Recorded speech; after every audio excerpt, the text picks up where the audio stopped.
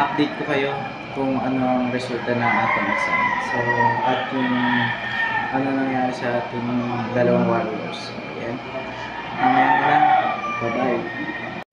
So, update lang muna po tayo sa laban natin ngayong June 1, no? Sa Santa Maria Cockpit. So, sumali tayo ng 2 hits, pulutan. So, yan. Sa dalawang manok natin, isa lang ang nakapasa, which is yung Predator White natin.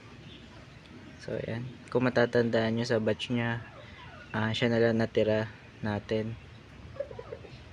Yung mga kapatid niya ay nabenta na natin. So, ngayon, magbe-breed ulit tayo ng mga Predator White natin. Yan. Pwede nyo naman mapanood yung video ng laban nila dahil na post po natin yun sa ating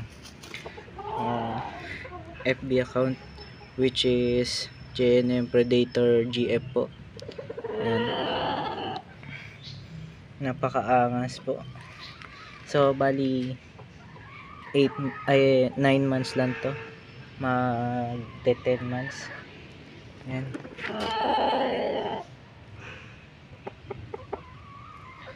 Yan. So yun lang po muna. Thank you for watching. Please like, share and subscribe na rin po, no? Yan. Thank you.